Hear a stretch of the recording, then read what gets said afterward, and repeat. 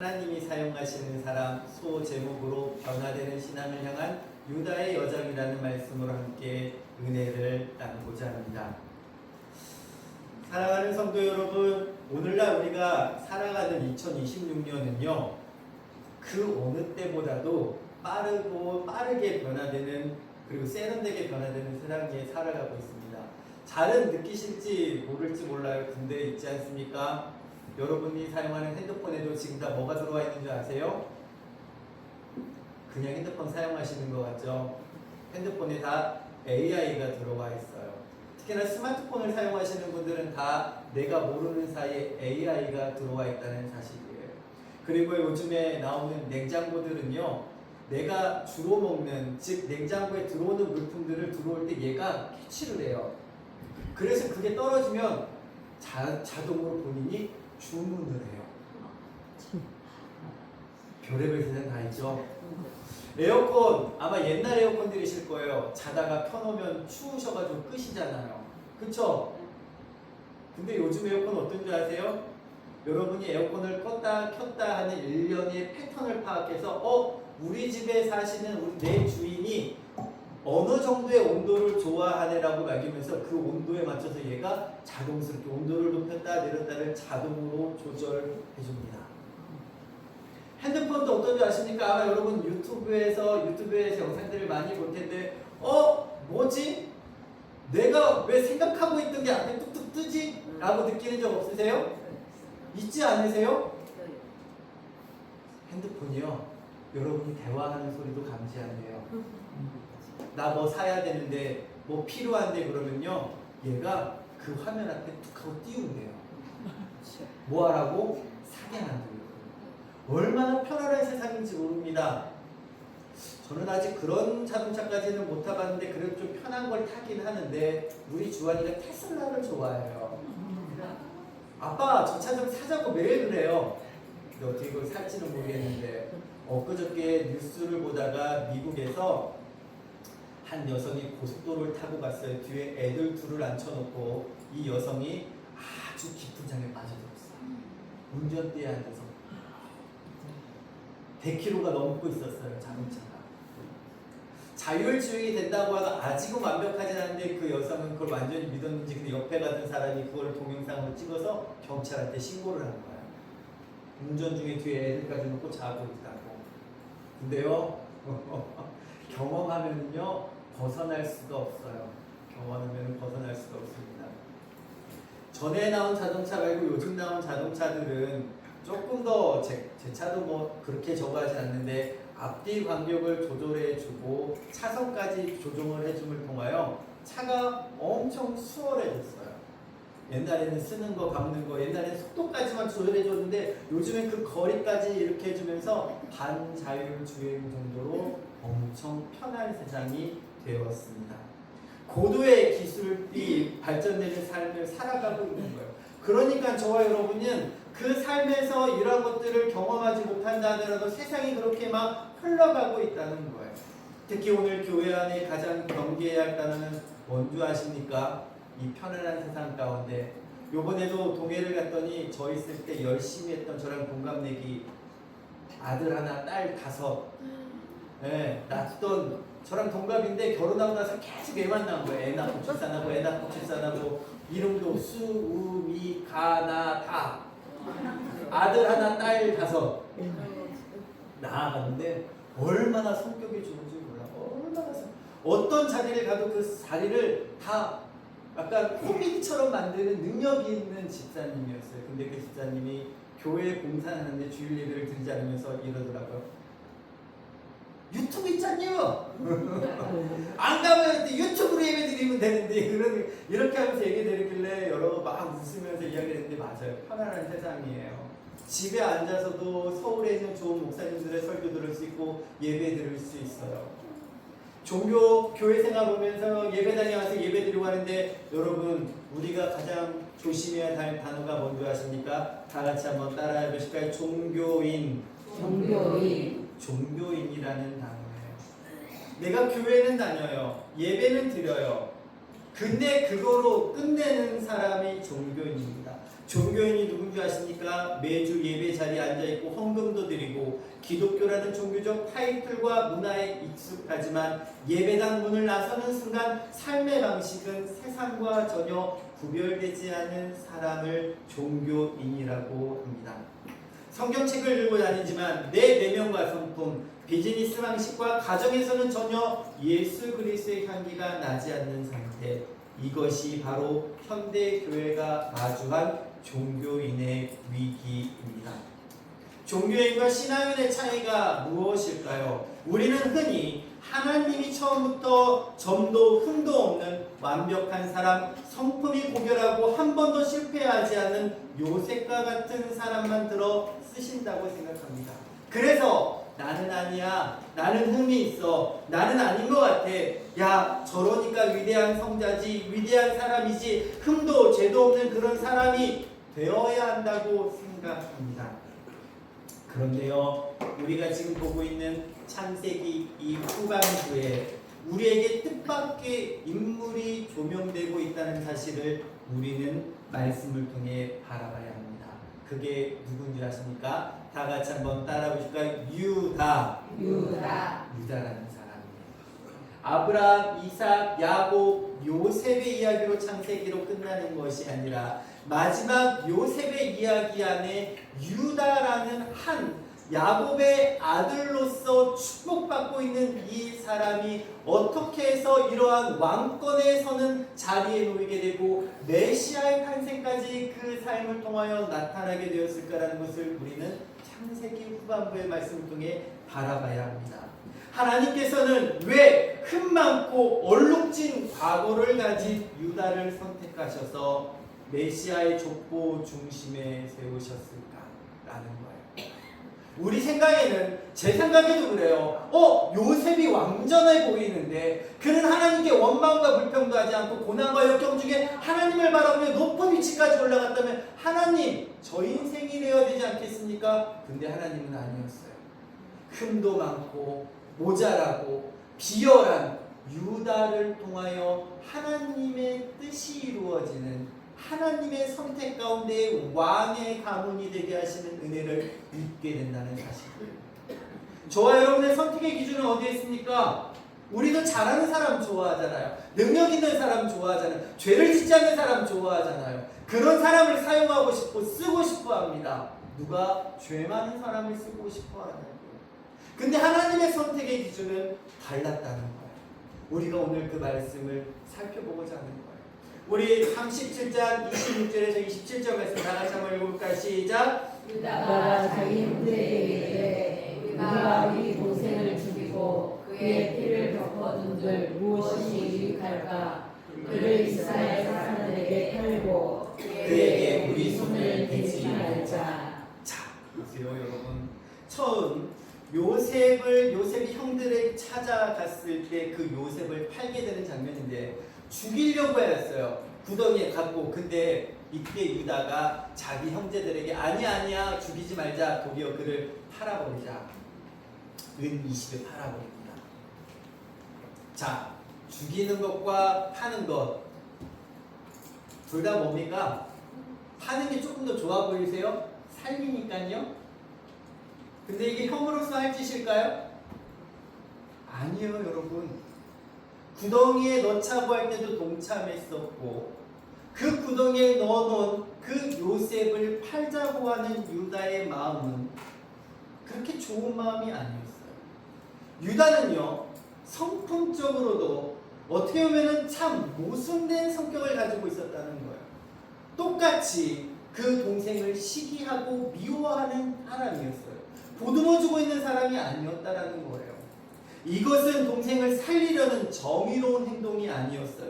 살인이라는 죄책감은 교묘히 피하면서 동생을 노예로 팔아 은 20이라는 경제적 이익까지 챙기려는 철저한 타협주의자이고 탐욕의 모습이 그 인생의 모습 가운데 보인다는 사실입니다. 그는 가문의 영적 리더십을 내팽개치고 아버지를 피눈물 나게 만든 방조자였을 뿐이에요. 이후에 유다는 어떻게 하는 줄 아십니까? 이후에도 그의 삶은 영적인 내리막길을 걸어가게 된다는 사실이에요. 동생을 팔아버려요. 목숨을 살렸다고요? 그것만으로 그가 구제받을 수 있는 사람이 아니라는 사실이에요. 여러분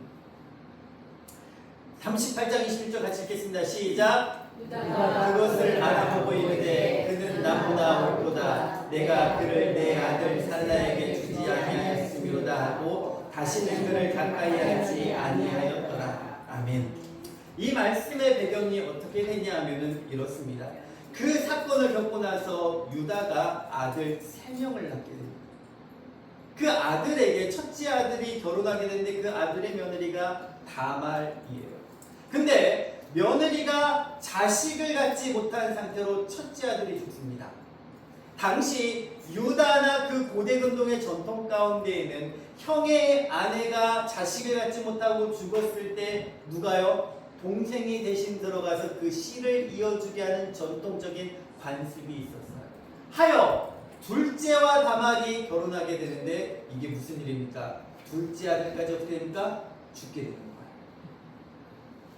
시아버지 입장에서 누구 잘못 들여서 며느리 잘못 들여서 이렇게 됐다면서 그 며느리 다말을 본인의 집으로 쫓아내 버립니다. 얼마나 억울하겠어요. 내가 이제 남편을 2명이나 이렇게 했는데 씨도 갖지 못한 상태에서 쫓아내서 억울함 중에 있는 거예요. 그러나 아버지 유다는 그 책임을 다 해야 했어요. 누구에게요? 며느리에게요. 왜냐하면 셋째 아들이 있었으니까요. 근데 그 셋째까지 죽을까봐, 누구 때문에? 며느리 때문에 죽을까봐 주지 못하는 거예요.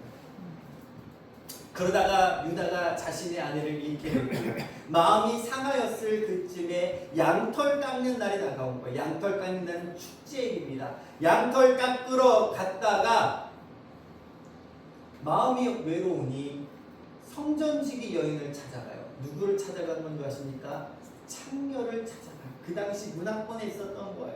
근데 그 시아버지가 양털 깎으러 갔다는 소식을 듣고 다말이 과부의 옷을 입고 성전 앞에서 과부 창녀인 척을 하면서 그 아버지 유다를 만나게 되고 그 아버지와 잠자리를 하게 됩니다. 다음날 아침에 일어났더니 아직 며느리인지 몰라요. 왜냐하면 묵복까지 들어 쓰고 행동했기 때문에 당신 나한테 이제 할 거 했으니 지불하셔야 될 거 아닙니까? 내가 그럼 염소 새끼 한 마리 줄게. 아니요. 그거 말고 징표를 주세요 해서 단지와 가죽분과 지팡이를 받게 되어져요. 그거를 지불하고 나서 유다가 돌아가서 하인을 시켜서 염소 새끼 한 마리를 가져가서 내가 맡겨놓은 거 찾아와. 성전 앞에 가면은 그 창녀가 있을 거야. 근데 갔더니 그 여인이 있어요? 없어요? 없는 거예요. 한동안 시일이 흐릅니다. 그리고 나서 다말이 유다를 통해 받은 씨를 가지고 임신하였다는 소식을 듣게 되어져. 시아버지가 쫓겨났던 며느리가 임신했다는 소식을 들으니 기뻐했을까요? 다말이 뭐 했다고? 바람 폈다고. 어디에서 누구 만나서 갖고 왔다고. 그 당시에도 그렇게 하지 않은데 그 다말을 화형 불에 태워 죽이려고 해요. 끌려온 거예요. 다말이 끌려와가지고 저하고 이렇게 하는 사람 증표가 있어요. 그 사람한테 받은 게 있어요. 그랬더니 유다가 가지고 오라는 거죠. 가지고 왔더니 본인의 도장과 가지품과 지팡이를 내미는 거예요. 시아버지 앞에서. 그때 시아버지가 다말에게 한 말이에요.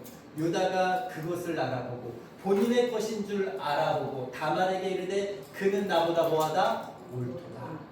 그동안 다말을 미워하고 시기하고 그 때문에 내 자식들을 다 잃었다고 여겼는데 그게 아니라 그가 나보다 옳도다 하는 거예요. 이 고백은요 유다의 인생을 위한 터닝 포인트가 돼요. 그동안 내 삶, 내 눈앞에 하나님을 바라본 게 아니라 자신의 위선과 탐욕 불의를 100% 인정하는 철저한 직면 앞에 자신을 내어놓게 된 거예요. 성령은 그가 다시는 그를 가까이 하지 아니하였더라고 이야기합니다. 그러면 다말을 아내로 맞이해드릴 수도 있잖아요. 근데 그렇게 하지 않았던 가까이 하지 아니하였더라. 참된 회개의 감정의 눈물이 아니라 삶의 방향을 바꾸고 죄의 행동을 끊어내는 삶의 터닝포인트가 됐다는 거예요. 점점 유다가 변화되어져 가고 있는 거예요. 유다는 이 뼈아픈 실패의 자리에서 종교인의 가면을 벗고 하나님 앞에서 단독자로서 영적 각성을 경험하게 됐다는 사실입니다. 저와 여러분의 인생길 가운데서 그 예수님을 만나셔야 돼요. 교회 다닌다고 종교인이라고 목사라고 장로라고 권사라고 집사라고 구원받는 게 아니라 내 삶의 자리에서 하나님을 만나고 나를 그 주님 앞에 내어놓을 때 나의 과거의 모습, 잘못된 모습, 유다가 있잖아요. 부끄러워서 종한테 그래요. 다시 찾지마. 그 여인 다시 찾지마. 왜요? 본인의 부끄러움이 드러날까봐 찾지 않았어요. 근데 어느 순간에 본인의 며느리를 통해 그 부끄러움이 드러났을 때 더 화를 내야 되잖아요. 숨겨야 되잖아요. 그게 아니라 네가 옳다라는 거야. 나는 그러고 너는 옳다. 여러분, 신앙은 나는 틀리고 하나님은 맞습니다. 나는 틀리고 하나님의 말씀이 맞습니다라고 고백되어질 때 우리가 말씀 앞에 서게 되어진다는 사실을 기억하시길 간절히 소망합니다. 요셉 앞에서요, 자신의 추악함과 직면하자 변명 없이 100% 철저히 회개한 것. 여러분, 쉬울 것 같으세요? 여러분의 잘못이 드러나면 내 잘못입니다 할 것 같아요? 일주일 내내 주한이와 저와 함께 다닙니다. 얘들이 사건 사고 많이 치죠. 그때마다 물어요. 누구냐? 서로 입에서 누가 이름이 나올까요? 주한이는 주한은 오빠. 내가 했다고는 절대 안 해요. 공범적인 순수도 있죠. 그러나요, 신기해요. 내가 잘못한 걸 내 스스로 이야기한다는 건 쉬운 일이 아니라는 거예요. 근데요, 내 잘못을 이야기할 수 있을 때, 고백할 수 있을 때 성장하게 된다는 사실을 저와 여러분 아셔야 돼요. 제가 지난번에 한번 겨울철이었잖아요. 원 미니스트리 수련회를 가면서 그때 한번 말씀드렸어요.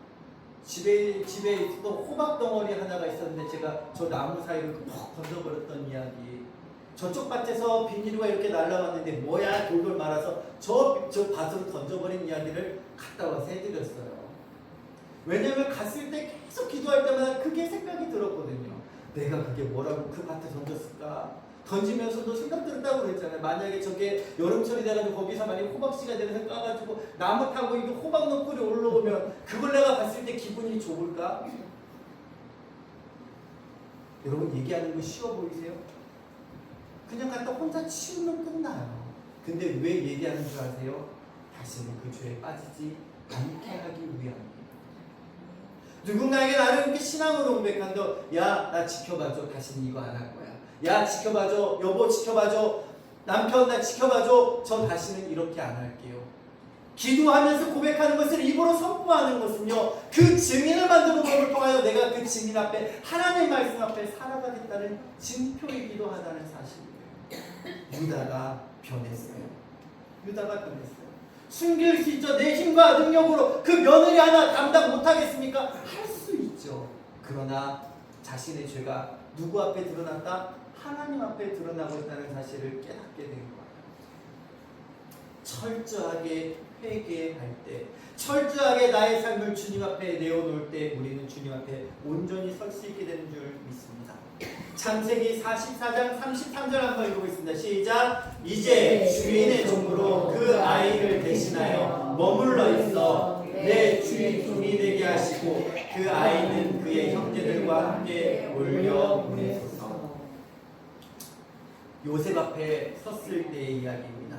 변화된 유다의 신앙은 기근의 때 애굽 총리 요셉 앞에 마침내 찬란한 증거로 나타나게 되어집니다. 애굽의 총리가 막내 베냐민을 은짠 도둑으로 몰아 인질로 잡으려 할 때 과거 형제들이었다면 야, 너 때문이야 너가 모든 거 다 책임져 라고 하면서 베냐민만 떨궈져 놨을 터인데 너 때문에 우리가 다 죽게 생겼다라며 베냐민을 원망하고 버렸을 것인데, 과거 요셉을 팔았던 것처럼 말입니다. 요셉이 그 형제들을 시험하고자 한 행동이었어요. 그러나 창세기 44장의 유다는 전혀 다른 사람으로 그 앞에 서 있게 되었다는 사실입니다.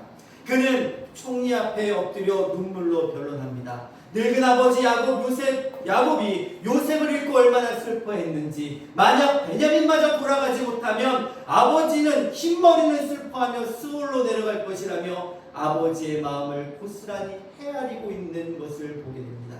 그리고 전유리도는 위대한 선언을 합니다.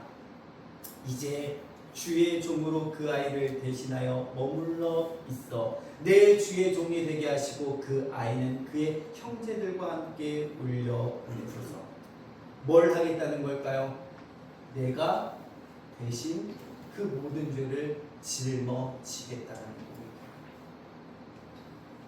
20년의 세월이 흐르면서 유다의 삶 가운데 무슨 고백이 있었든 점점 믿음의 성장과 변화된 모습이 있었다는 거예요.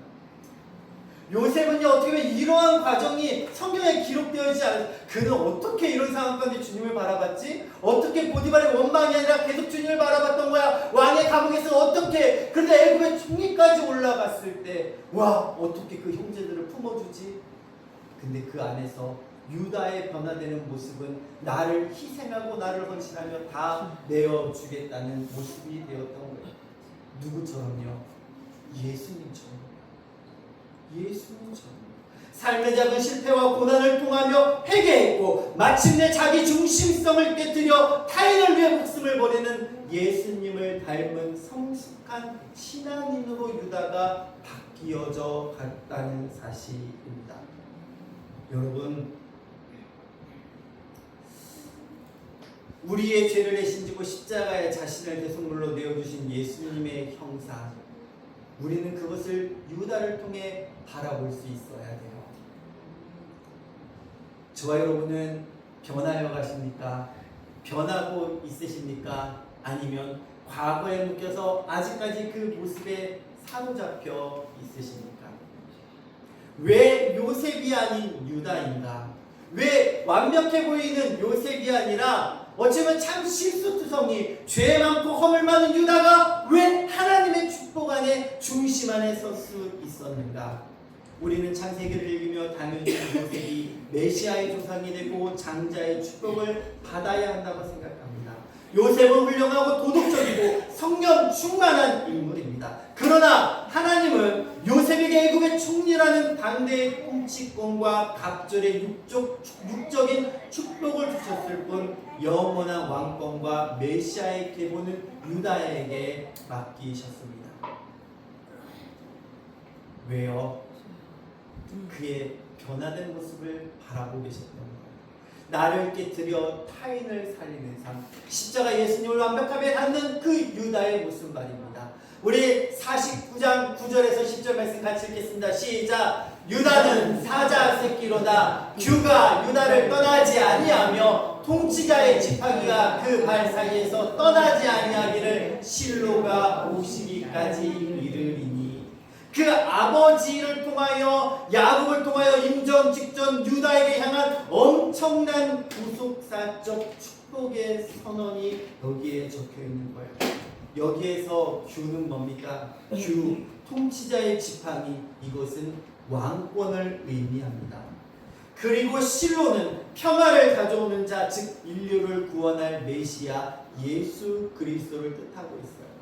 아버지가 알고 했을까요? 이거를요, 하나님의 성령의 충만한 가운데 그것을 자녀에게 축복하고 있는 거예요. 그렇다면 왜 완벽한 요셉이 아니라 금막던 유다일까?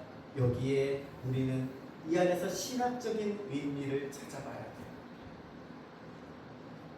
노란 글씨 한번 나가서 읽어보겠습니다. 시작! 철저히 회개하고 변화된 자에게 주시는 영원한 축복. 구원은요, 인간의 행위나 공로가 아니라 하나님의 전적인 은혜임을 보여주기 위함이었다는 사실.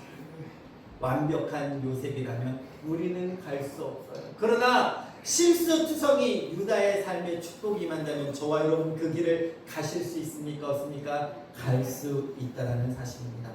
육신의 장자였던 루벤, 시므온, 레위는 죄로 인해 리더십을 상실했고 넷째 아들인 유다가 이 자리에 세워진 것은 하나님은 아무리 깊은 죄에 빠졌던 인생일지라도 참되게 회개하고 돌이키는 자를 정결케 하사 구원의 통로로 삼으신다는 은혜의 복음을 우리에게 선포하고 계신 거예요.